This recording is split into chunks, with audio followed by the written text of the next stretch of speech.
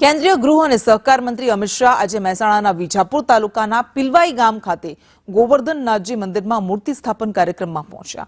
અમિત શાહની હાજરીથી ગામમાં ખુશીનો માહોલ છવાયો। સમગ્ર ગામમાં ગોવર્ધનનાથજી ભગવાનની શોભાયાત્રા કાઢવામાં આવી, જેમાં વૈષ્ણવ પરિવાર ઉપરાંત મોટી સંખ્યામાં ગામવાસીઓ પણ જોડાયા। સમગ્ર ગામ ભક્તિના રંગે રંગાયું। શેઠ જીસી હાઈસ્કૂલમાં વિદ્યાભવન અને સાંસ્કૃતિક ભવનના ઉદ્ઘાટન કાર્યક્રમમાં કેન્દ્રીય ગૃહમંત્રી અમિત શાહ ઉપસ્થિત રહ્યા હતા।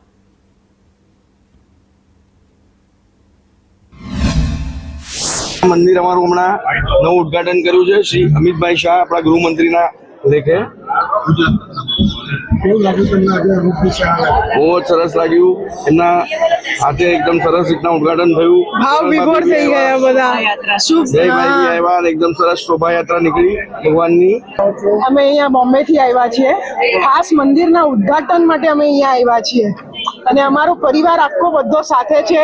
અમિત શાહને મળીને અમે ભાવ વિભોર થઈ ગયા, એકદમ જ એટલી ખુશી થઈ છે કે એનો કોઈ વ્યક્ત નથી અમારા પાસે। બહુ સરસ અને શું ઉદ્ઘાટન મંદિરનું બહુ સરસ માહોલ છે, એટલો આમ આનંદિત માહોલ છે ને કે અમે વિચારી ન શકીએ। ભારતના ગૃહપ્રધાન શ્રી અમિતભાઈના સાસરી પક્ષનું આ મંદિર કે જેમાં શ્રી ગોવર્ધનનાથજી પ્રભુની સેવા વર્ષોથી ચાલતી આવી છે।